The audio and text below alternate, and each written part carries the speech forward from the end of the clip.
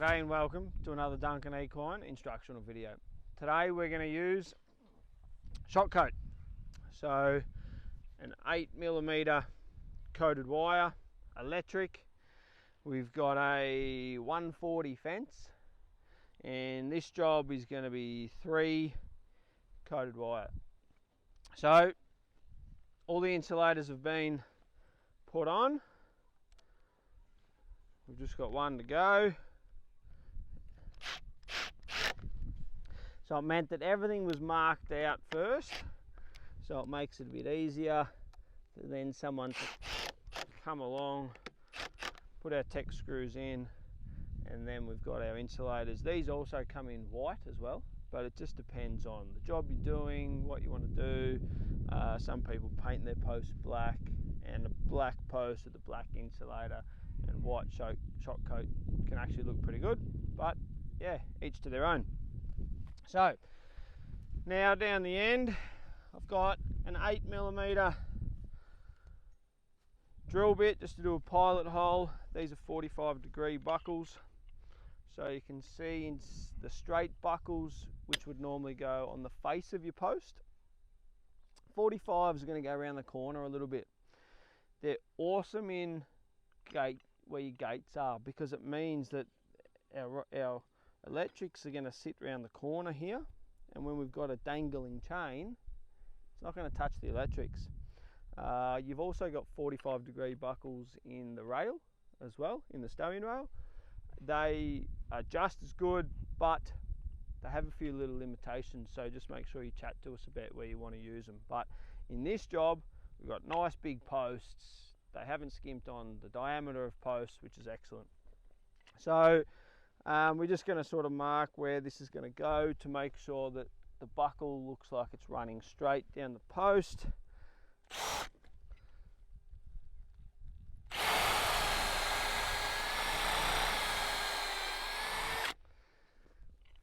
Same, these have already been pre-marked with a texter. Try and line these up.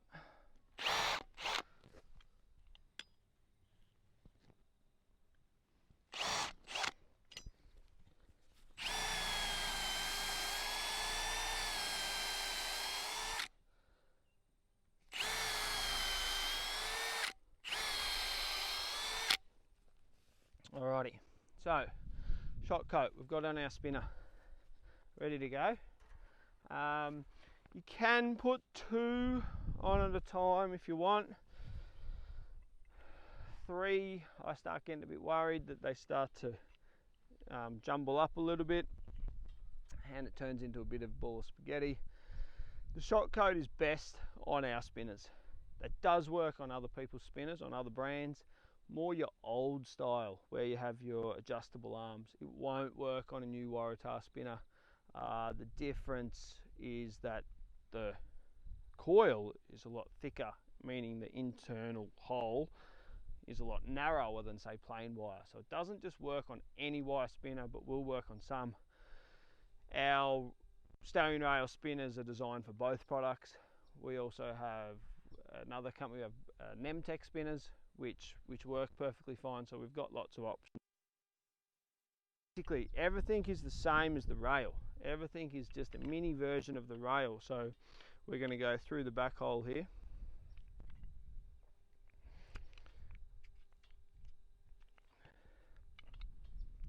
Just a fist width.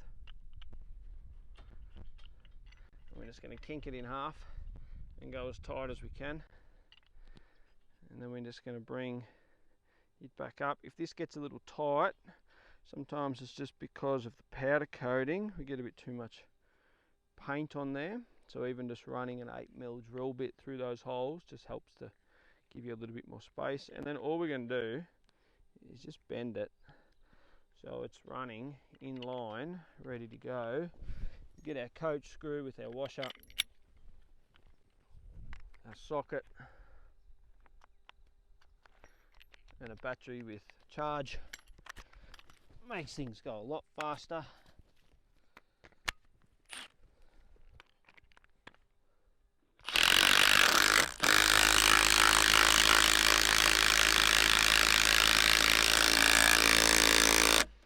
We don't want to go too tight, basically enough to stop this from flopping up and down, and that's it. Some of these power tools nowadays are bloody strong.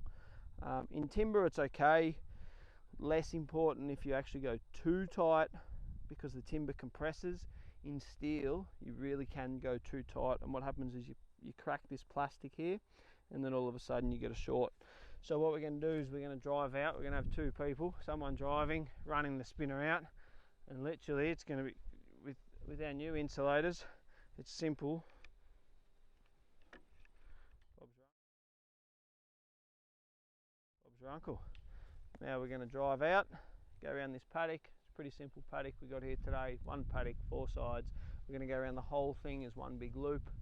The next job, obviously, we'll get to a corner and put the corner rollers in, and then finish it off with tensioners.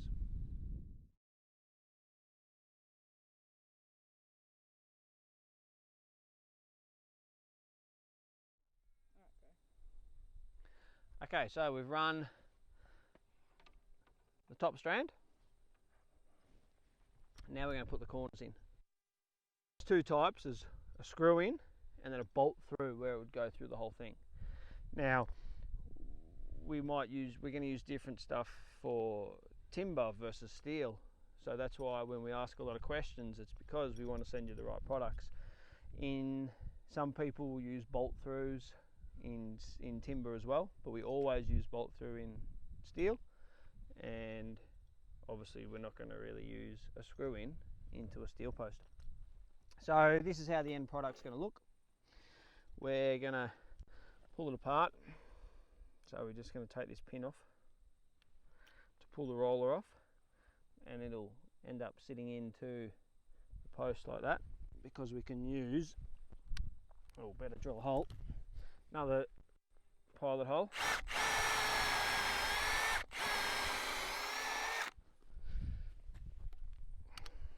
So we can use our rattle gun to spin it in. Obviously watch out, because that's going to spin around.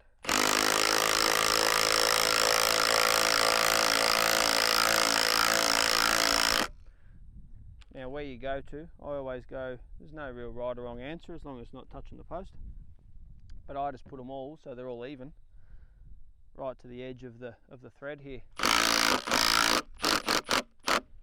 and facing upright.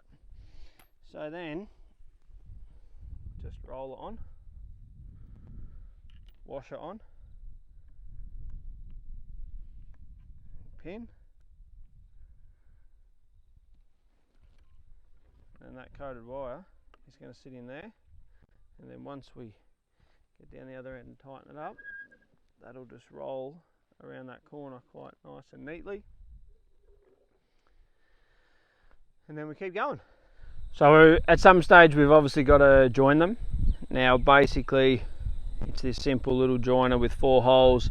It's the same principle as we're going to use for our attaching buckles at our start and our stop. So straight through the hole, we're going to kink it in half.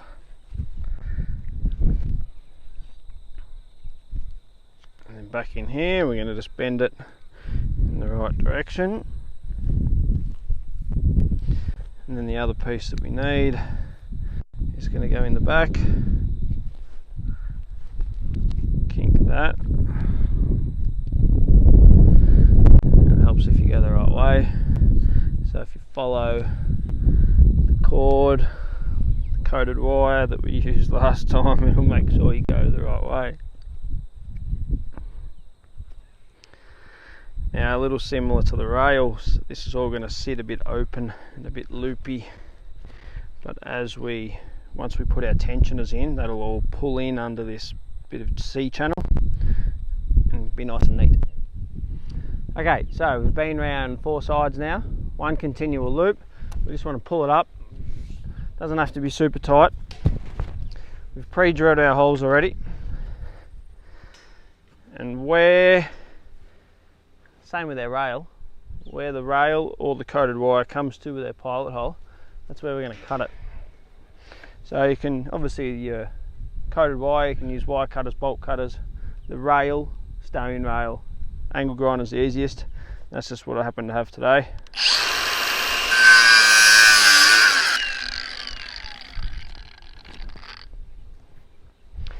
Same thing, we're going to go through the back hole, just as wide as your fist, kink it in half, squeeze it as tight as you can, go through your front hole, try and get it as neat as you can. I'm just going to bend it where we want it to go, get our coach screw,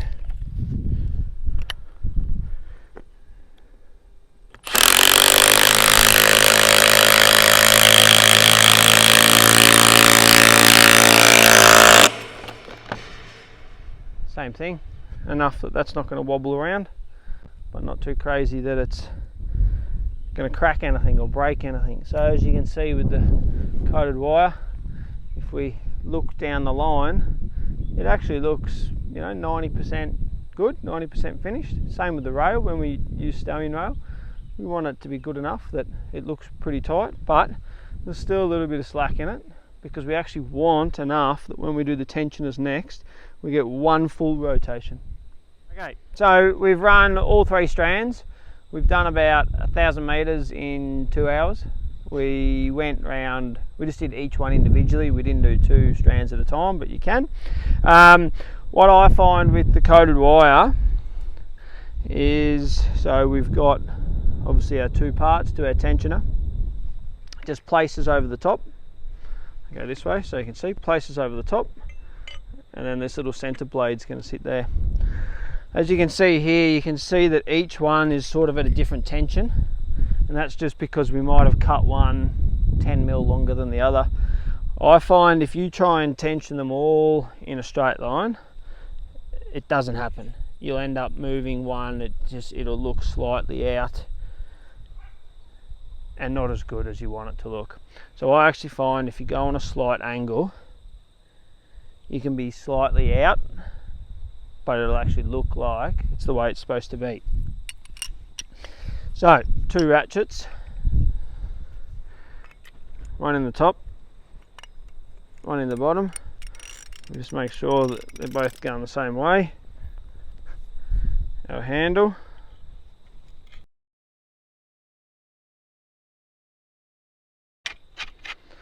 righto, and then around we go.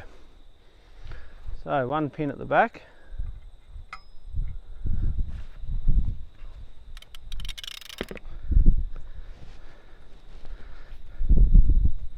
and then we just keep moving the pins. This one's quite tight already. We're just going to go just a couple more little clicks.